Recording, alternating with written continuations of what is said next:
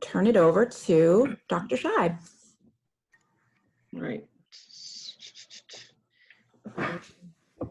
Okay. And I'm not sure who the host is, but if you can record, it would be. It's recording now. Oh, perfect. Thank you. How do I take it over? Just How do I talk. take over? Oh, I'm in. Okay. All right. Just make sure. And ask my daughter because technology stuff is challenging sometimes. You know, I had to teach myself everything like by doing it. So you're doing it. You're learning it. Right. But yeah, I keep depending on my children to help me out. So maybe I don't really learn it. But anyway, welcome everybody. I'm Dr Scheib. I'm I work in as an outpatient internal medicine doctor, so that's for adults 16 and older. I've been in town for over 20 years, practicing for longer than that. And yeah, I've been on the board for, I think, at least 4 years. I have some patients that I take care of that get services through Gateway and Plus, and I'm really happy to be here. I want to thank Denise as well as Sandy and Sue O'Callahan for helping me.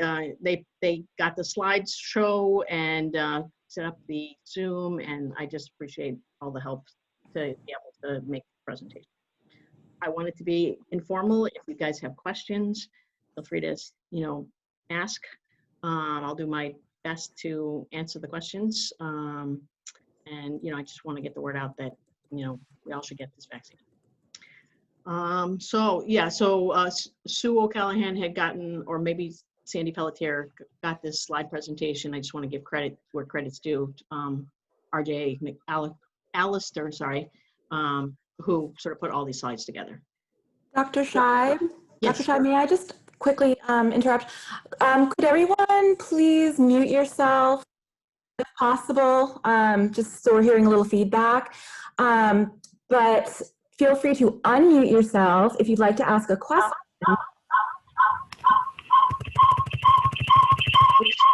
Oh dear. Okay. Are we all right? Happens when So everybody please mute yourself if possible. And Dr. Scheib, I think on your end, you might be able to see something, an option that says mute all. I got, oh, that might be in the more. If you click on participants and go down, there's an option at the very bottom that says. Got it. All right. Are we good? Yeah, I just unmuted myself though. Also, everyone, feel free to, if you have questions, write it in the chat and I will be monitoring it, okay, to make sure that everyone, if possibly, gets their questions answered. Okay, thank you. All right, you said here? All right. Okay, hold on. I did. It didn't move. Hold on. Oh, there we go. So basically what are vaccines? Most of us are familiar with these, having many as kids. It's basically an injection or sometimes oral that helps us recognize a disease, make immunity, basically make a little standing army that recognizes that disease so that when it really comes in, we know how to fight it. Vaccines have been around for a long, long time. The first one was smallpox. And so we know we've had vaccines for a long time, and most of us are familiar with, the injections and that sort of thing. So this is nothing new. What did you do? And so the COVID vaccine, I think, the medical society community had realized quite early on that the best way to protect everyone was through a vaccination program. And so they started, the moment that we realized how bad this was going to be, to start developing a vaccine. Many, many pharmaceutical companies have set this up. 40 vaccines in the works. So everyone was working really hard to try to get an answer and get us to be safe. So some people think that this process kind of happened too fast. But really what what the medical community could do, and we devoted a lot of money to doing this research. And so instead of doing it like we normally do, where we try one thing, and if that doesn't work, we go to the next try, and then we go to the next try. They basically had many teams in the same company trying this and trying that, and ABC all the way down to say, how are we going to be able to figure out what we can see that's foreign and then know how to attack it. And so these were all happening together. So it was very fast, but they were doing all the things that they would normally do, just quicker. And then, the approval, the FDA also had to look at the studies, make sure this was safe. We're not going to try to harm anybody. And so they did do their job, even though it was quick, to say, this is a safe vaccine, this is an effective vaccine, and we should start to give it to people. Even though it was an emergency kind of thing, but this is an emergency. We've been, struggling with this for many months now. And we want to try to protect people as quickly as possible. So once they did those studies, and they were good studies, they, the two vaccines, the Pfizer and the Moderna, both enrolled 30,000 people in the last kind of trials to watch how effective it was and look for side effects. So it wasn't a few people, it was a lot of people, not as big as the world, but enough to give us confidence that this was effective and safe. So how does, well, this is just a nice picture. So this is complicated, and I don't know if everybody really wants to know this, but the vaccine is, they figured out with both Moderna and Pfizer that this little red spike that we see on all the pictures of the COVID virus is a place that we can take that piece of information, give it to people so that it recognizes that it's foreign, and then we can build immunity. So this little standing army is kind of dumb. It doesn't know who's foreign and who's not. And so we basically have to go in there and give it the information to say, hey, this is not part of you. You need to attack it and kill it. And that's what a vaccine does. It sends that little message to your army so that it can learn, and then it can remember, so that you get that, when you get exposed to it again, like the real virus, your body goes, don't let it in. I'm going to attack it and kill it right before it can become dangerous and make you sick. So that's how our body does this. It's a complicated thing, but it's kind of neat that our body will remember to be able to fight infections again. We do that with lots of vaccines like measles and mumps and things like that. This is a different kind of vaccine than we've had in any other vaccine, meaning that we're using this little protein piece that's outside of the actual viral protein. It's not the virus that we're attacking, it's that little protein. And so it is new, but it's actually somewhat safer than other vaccines, because we're not even getting the virus into our system. We're getting a piece of information on the outside, and it's like, okay, that's what I attack. And so the virus can't even get to us. And some vaccines are, most of them are a virus that we see and recognize. And we're not getting the virus into us at all with this vaccine. So it's really, really safe. We can't get sick from the vaccine. It can't give us COVID. So that's really a new way to approach things, and it's actually a safer way. That doesn't mean that when you get the vaccine, you won't have any symptoms. Some people, like myself today, because I got my shot yesterday, sore arm, about 12 hours after I got the shot. Nothing really else, but people can get other symptoms. But that just kind of helps us know that it's doing its job, because the body's trying to build this little army to fight COVID. So this is also a very complicated, but it's very nice to see if you're interested. But So these little tiny spikes that are on the outside of the virus, our body, we've basically taken that little code, that piece that says you're not part of my body, and it goes into, they package it so it's stable, so that it doesn't break down. Then we get the injection. Then our body takes over. It knows what to do to say, okay, this is not me. I'm going to build an army to fight this specific COVID. And that's these little depictions of these antibodies that look like little Ys. That's what our antibodies actually look like microscopically. And they go and can attack.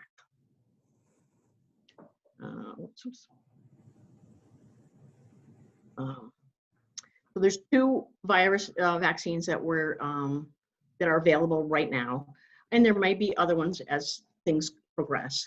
But the 2 that we've been giving out in the United States are very similar. They're both made from this protein that we're recognized, that's outside the actual viral capsule.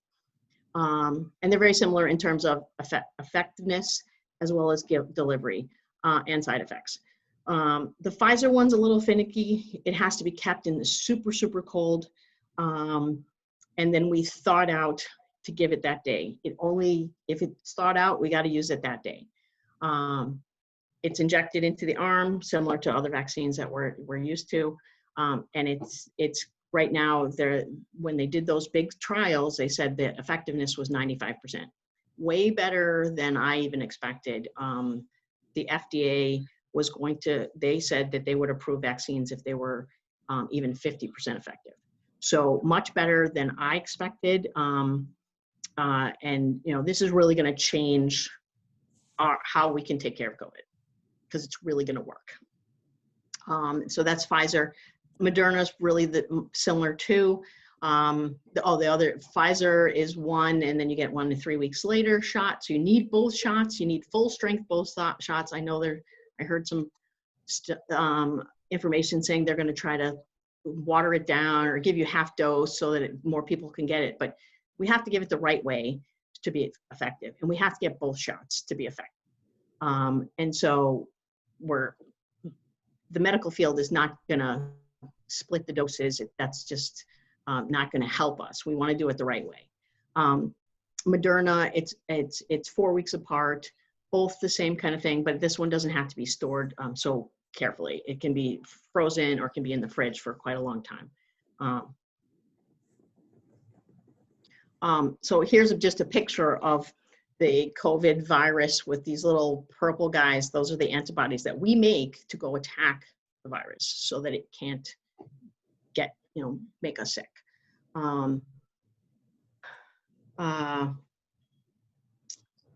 Actually, I'm sorry, I flipped through all of these, and when I looked at this slide, all of these words didn't come up last time, so I apologize. So I'm just kind of looking at it here. So we're going to skip this. I just thought there was that picture, so pardon me. Benefits of the vaccine, obviously, is to protect you against COVID. Some people might have the question, if I've already had COVID, should I get the vaccine? The answer is yes. We know there's a couple case reports that people had COVID, completely healed themselves, and got a slightly different strain and got COVID again. Because it's that protein spike on the outside that's very stable, our body's going to recognize all of the COVIDs, even if the little genetic markers in the actual virus have changed a bit. So this is going to be effective against all of those. The talk about the one in Great Britain, it's here as well. We just haven't mapped it out, but I think there was a case incident that they mapped it out in Colorado. So that more virulent strain is actually in the States as well. But this will protect us against all of them. Somebody have a question? No? Okay, I heard I heard a bell, so I didn't know if that meant somebody had a question. The other difference between the Pfizer and the Moderna is when they did the studies. Pfizer did enroll kids that were 16 and older, and Moderna only did from 18 and older. So everybody that age and up can get this, we feel very confident and safe that they can get the vaccine. The little kids, we're more cautious.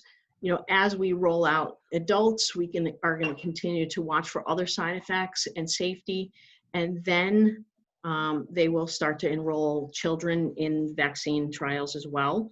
I think I've heard about this summer they may start to do some trials in children and then look for any specific side effects for them. So it'll be a while for them, just because we're cautious with children. But also, you know, as adults get protected, we're going to also protect the kids. You know, so that mom and dad or therapist isn't going to bring it into the home accidentally. And so we're going to protect the kids that way too, by us actually protecting each other. There's been some talk about when they first started rolling it out in Great Britain, some people had some allergic reactions. This is not the allergies of like I have a nut allergy or food allergy or hay fever. These are people that had serious reactions to other vaccines. And they're actually not telling us not to give it to those patients. They just say that we should keep an eye on them, meaning after they've gotten the shot, they should stay within that medical office or facility where they got the shot at least a half an hour to make sure that they didn't get any symptoms. Now, I'm a little more cautious. If I have a patient that's had serious reaction, and this is off the book, but you know, in my mind, if I've had a patient that's had serious reactions to vaccines, not other allergies, but really to vaccines, I am probably going to counsel them not to get the vaccine. I just don't think I just don't think that risk is worth it. But I would encourage everyone around them, all of their family members and people that they, you know, are friendly with, to get the vaccine to help keep that person protected.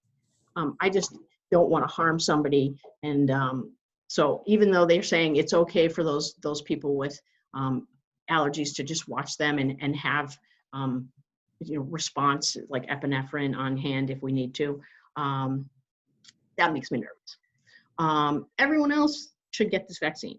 I've had a lot of patients ask about autoimmune diseases and thinking for some reason that would tell them not to get it. There's no foundation to say anybody with an autoimmune disease should not get it. Actually, I've had other specialists encourage their patients to get the vaccine. So it's a safe vaccine for people with autoimmune diseases. Pregnant women, we give pregnant women vaccines, certain vaccines. This one's very safe. It's not the virus. It can't get the lady can't get her to have COVID. It won't give the baby COVID, because it's that protein. And so this is very safe. And we have had good studies of other, you know, we give tetanus shots to pregnant ladies regularly to help protect their baby after delivery. I don't know that they've proven that that the baby will have any antibodies, but we do know that antibodies from mom can get transferred to the baby to help protect them from other diseases. So it is safe in pregnancy. You know, obviously each patient has to talk with their own doctor, but because of the way that this virus is set up, it is very safe. Side effects, as I had said, my arm hurts. Some people can get fevers, chills, almost feeling like a flu kind of symptoms. It's just our body's way of making that standing army to fight later. That's expected. People can take things with advice from their doctor, you know, Tylenol or ibuprofen to help with those symptoms. Most of them are pretty mild, but they can happen. Now, on the flip side, if you feel great and your arm doesn't hurt and you don't get any of those symptoms, it doesn't mean the shot didn't work. It just means you got lucky. It's still going to work whether you have those side effects or not. Some people's systems just react different. And I've had a couple people, and this is also anecdotal, that have felt pretty good, and then about a week later, their arm started to hurt again. So it seems to be there might be a pattern there that your arm may hurt again. And I think it's just that your body's building that, protection. Dr. Scheib, Yes. we do have a question Okay. from Sam. Sam Quick Poll Tack. Sam, what is your question? So you had talked about specifically for those who can't necessarily get the vaccine, that those around them should get it to help protect those individuals.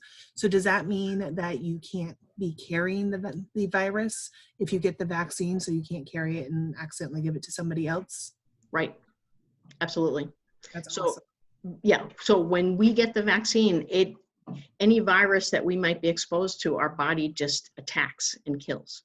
So it stops there. You're not a carrier. You're not going to harbor it.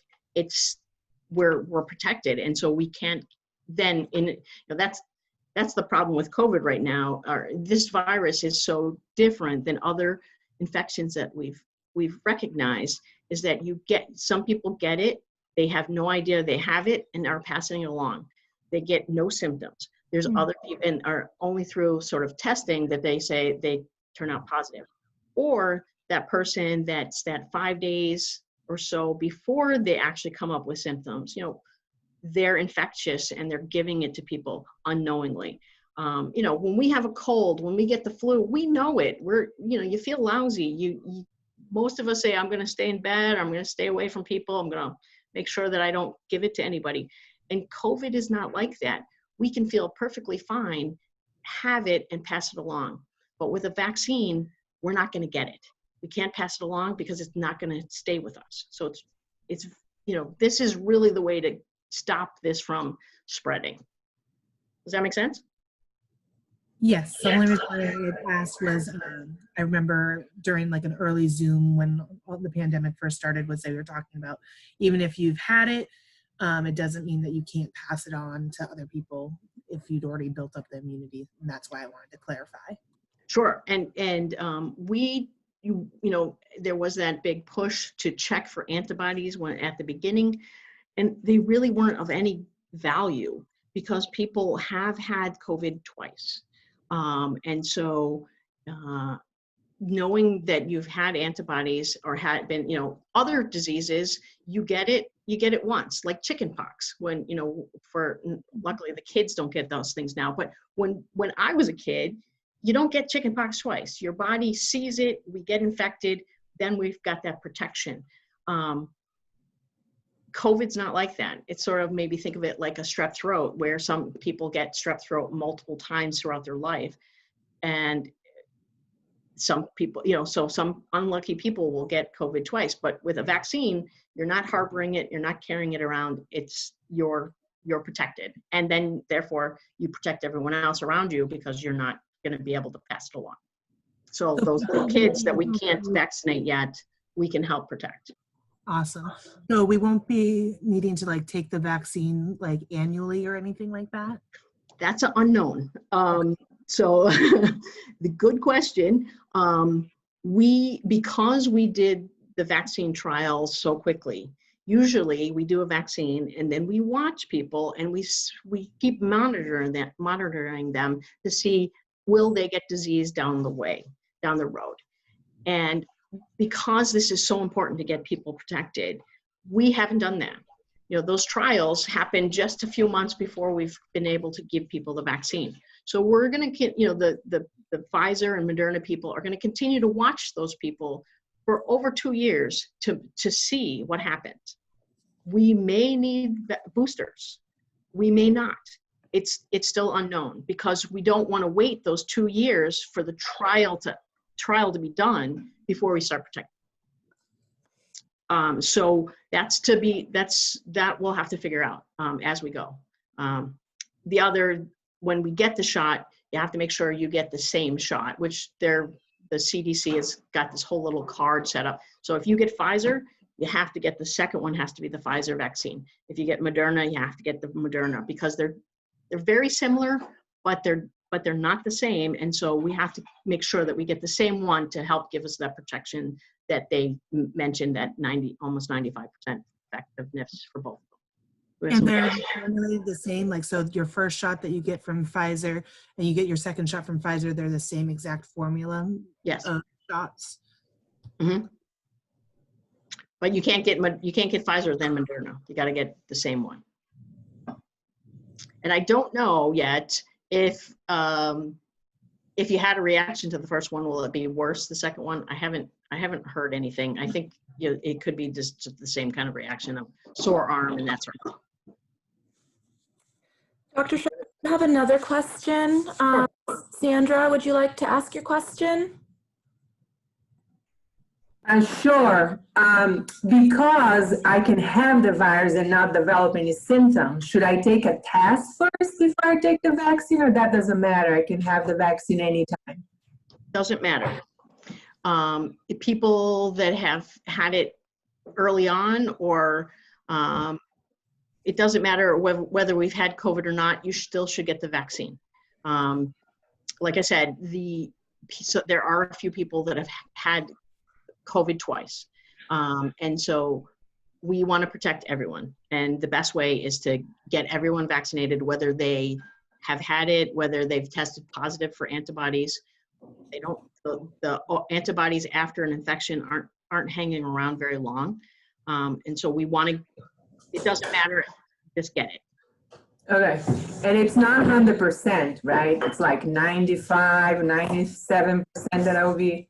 So they're both right around 95%, but way better than what we expected. Oops, hold on. I knocked out my slide. Yeah, the FDA was prepared to put approval if they knew that it was safe, if it was even 50% effective. 50% effective isn't super. So we're really lucky that both of these vaccines are really helping to protect many, many, more people. So yes, it's not 100%, but if we all get it, then it's not so, if 10 people are in a room and one person hasn't had it and the other 9 have, they can't really pass it, and they can't really pass it around or along because they're all protected. And so that one that maybe couldn't get the vaccine is protected by the 9 that could. It just kind of stops, it stops the progression of these, you hear the outbreaks of where it's happening, where somebody didn't know they had it and then they pass it along. This way, if everyone's protected, we can't pass it along. And then we're protecting each other, and then it's going to stop. And then we can hopefully go back to more normal life. And we don't know how we will be protected, right? That's still unknown. So we don't know how long we're going to be protected. We've got to keep studying and watching those people in the study to follow them and know, is it going to stay forever? Is it something like a tetanus shot where we give people boosters every so many years? So that's still to be determined. The other big question that I get from a lot of my patients is, when can I get the shot? And how am I going to know that it's my turn? That's still that's a work in progress as well.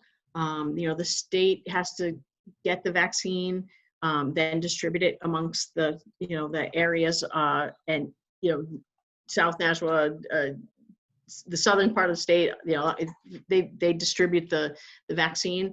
They're getting shipments every week, really, and then they're divvying them up amongst the state, and then each Nashua has to decide how they're going to distribute it.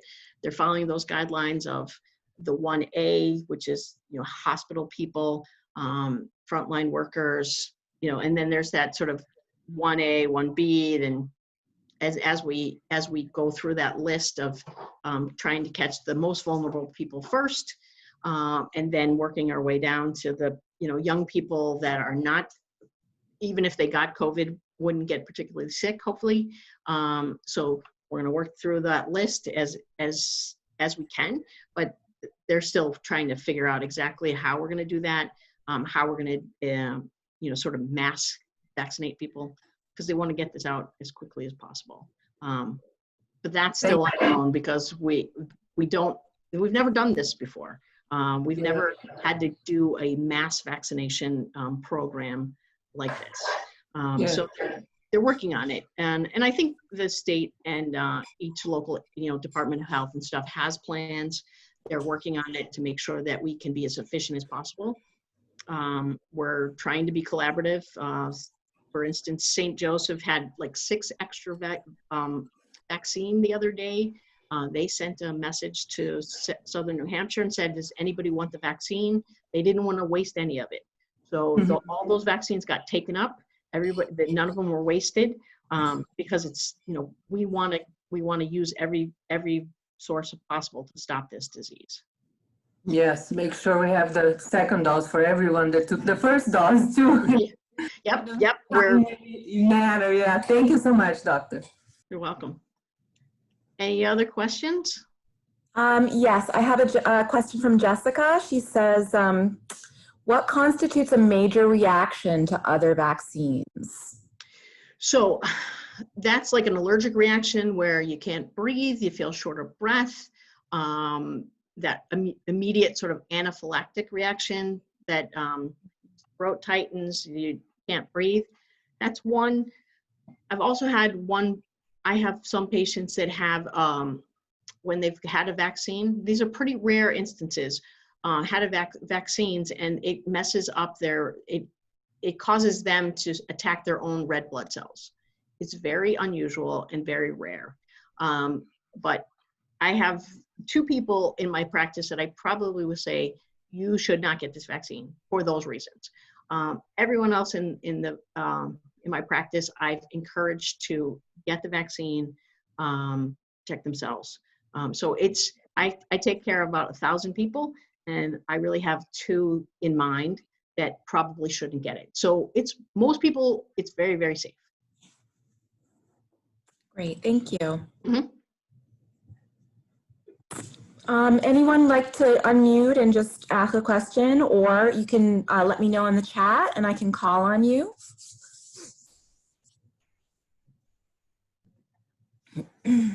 So you were talking a little bit about like everybody trying to get it to protect themselves, etc.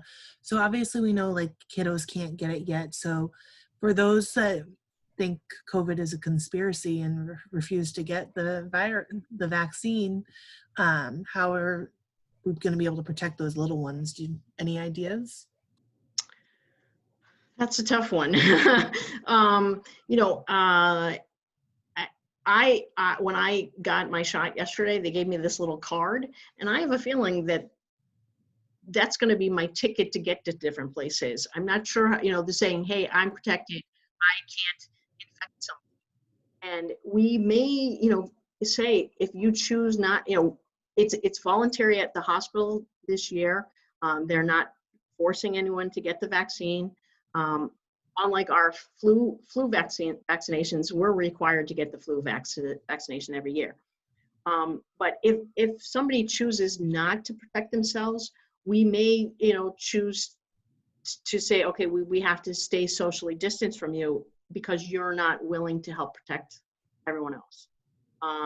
Or they may continue to have to wear sort of a mask and, to protect these, the little guys, because that's, we don't want anything bad to happen to the kids. And so it may be something like that they can choose. I mean, it's a free country. They can choose not to get the vaccine. But I think through education, through, appealing to people's humanity and, being a good citizen, hopefully we can, sort of change their mind. And the more people that get it, the better off we are. And, if that individual refuses to believe that this is real and this is, killing people, then let's everyone else do our job and protect each other. Again, it's one of those, if I can't pass it along to that person that refuses to get the vaccine, they can't get it from me. And so then hopefully the whole cascade of, I unknowingly give it to you, and then you unknowingly give it to another person, or, I could give it to 5 people and then they spread out. So the more people that get it, the safer we are, even if some of those people choose not to vaccinate. Thank you. Another question in our chat, is there a danger to getting the vaccine if you are unaware but you have the virus? No. Certainly we don't usually give people vaccinations if they're having symptoms like fevers. If you get the flu shot every year and you come into your the visit, they ask you, are you feeling well today? Are you having any fevers? So if you had COVID, we probably would suggest that you wait until you've recovered and then get the vaccine. But there are those people that don't know they have it and are not having any symptoms. Their body's still going to make the antibodies to fight the infection. It's not going to cross-react to being infected and getting the vaccine because they're working different ways to make that protection. I don't know that we're not testing anybody before they get the vaccine, but there's probably some people that have a very mild case of COVID and are probably going to get the shot, and it's going to be fine. Great. Here's another one. Will the vaccine be free to everyone? As far as I know, it's the state is paying for them. Similar to the state pays for childhood immunizations. They don't pay for the adult ones, but I think because they don't want that to be a barrier for getting it. And as far as I know, New Hampshire's paying for it. Pretty sure Massachusetts is as well. The little sticky part is how do you get it if you live in Massachusetts and they might have a different mechanism of rolling it out just because it's a separate state that's getting their amount of and then distributing it. But because we work with one office in Pepperell, so the hospital has tried to work out how we're going to administer that to those patients in Pepperell, but we'll have to work through the Massachusetts Health Department for them. Mm-hmm. Okay. Here's another question. You were vaccinated yesterday. How long before you would be considered safe? You got to wait till the second shot. So whether it's 3 weeks or 4 weeks, and then probably another month before you say I'm in the clear, because that shot doesn't protect you immediately. It gives you the information to start building up that army to fight COVID. Mm-hmm. And our body needs time to build up that army. Similar to when we get the flu shot, we don't get it right before flu season, right? We try to get it in the fall to make sure that we're protected. So when flu hits in, end of January through March, which is generally when we get the flu, we've already protected. You don't want to give somebody at February 1 and hopefully they won't catch the flu. Our body needs a little time. So really probably nobody should let their guard down until at least a month after their second shot. They need both. We've shown that if they could get away with having everyone get one shot, they would. But it's almost like the first shot starts to get that army ready, and the second shot makes them, that sharp Green Beret ready to fight everything. It just builds that protection, and they're then really ready to fight it off. And so we really need both. Great. Okay, here's another one. So I've got a couple of questions here about residency. Mm-hmm. Here's one from Steve. It says, my 83-year-old mother is a resident of Florida, but has been here in New Hampshire since June. Will she be able to get the vaccine here? I think it's people living here. They're not asking. They're not asking to show where you reside. That would be unsafe, I think, to have her travel back to Florida just to get the shot. Yeah. And then, so I think, I would get her the shot here. And if she's 85, she's in that next round of 1B, I think, is 75-year-olds and older. So if she's seen a physician around here, certainly reach out to them about what's the mechanism. Of course, I say that and I go, I don't know yet because we're still working on it. It looks like we're going to try to do a sort of mass vaccination, like set up a center to have people come, be registered so we know who's coming in, and then process, get the shot. They'll know when to come back for the next one and do it and do it in some sort of centralized location. That's what what I've heard. I didn't know if we were going to administer it at offices, but it sounds like we're going to try to do it more of a global public way as opposed to individual offices to get it out. Mm-hmm. Okay, so then I have another question from Jessica. She says she lives in Massachusetts. So does that mean she would receive the vaccine in Mass and not New Hampshire? I'm telling people, get it wherever you can. If it opens up in her town and says, hey, we can give you the vaccine, great. If she's a frontline worker that we are trying to, get her protected so that she's not, so she can do her job at,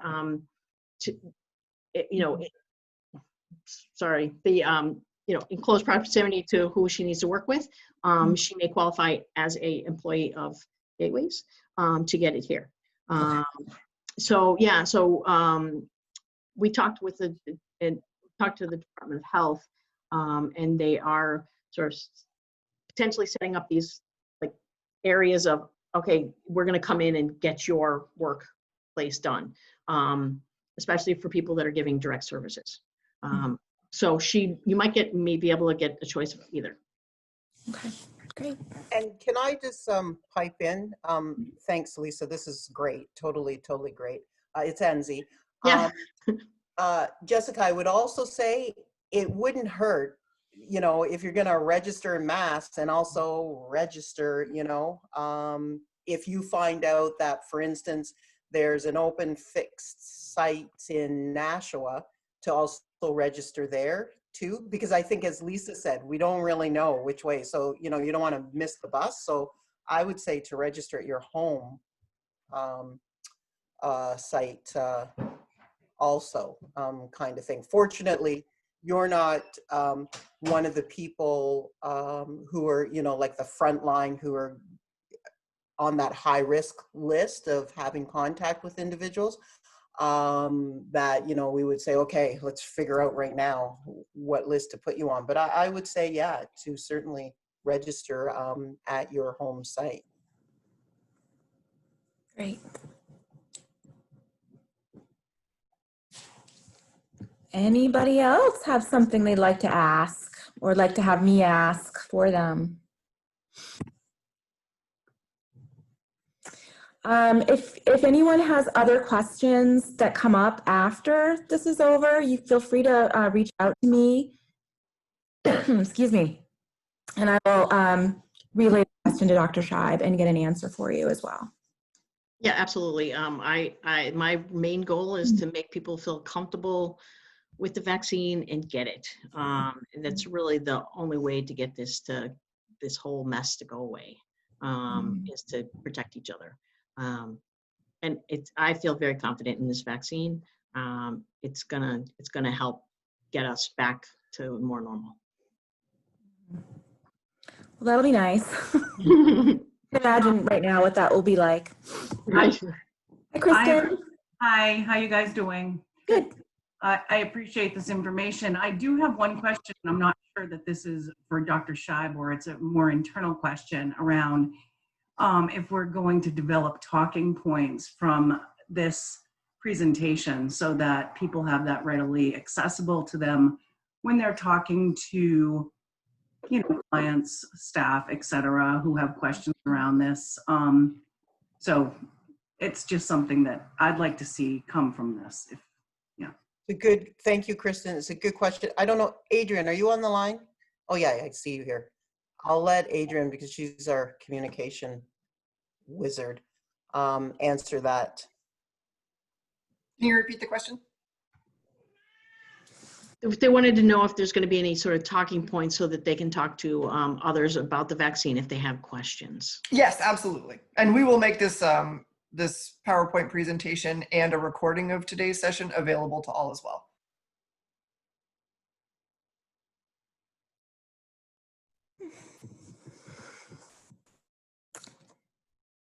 Anything else? This lasted a little longer than I expected, so that's good.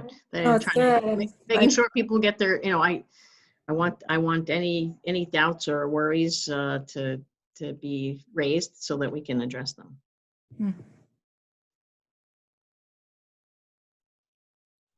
All right, going once, twice. And of course, there's other sessions too, right, Denise? If people- Yes, yes. So next Friday, we're doing there are another 3 sessions Friday. So we still have many opportunities. And then today at 3 o'clock, there's one just for Plus staff. I think it's clients too. Yes. Oh, yes. Good point. Staff and clients. Last question. I just want to confirm. I'm pretty sure that you said this, but it protects against all of the strains currently that we know of COVID, not just like one. Right. Right. And that's sort of the difference between, because we're using that protein out on the outside that has no reason to mutate, it's going to catch all of them. It's the viral protein, the virus itself, that's changed. And if that code changed in that virus, sometimes one vaccine may not, sort of, I'm trying to think of an example. The vaccine that we give young people for human papillomavirus, it's got several different strains in it of the same human papillomavirus, but we had to target each one to vaccinate. This is different because it's saying, I've got this protein out there that's foreign to me, to my body, and it doesn't matter what's inside you see these little viral particles. The envelope is stable, and we're going to attack that envelope instead of just attacking the virus inside of it. And so it doesn't matter what the virus code is. We're saying that protein and saying that's foreign, go attack it. And so it doesn't matter which strain, which is really exciting. Extremely.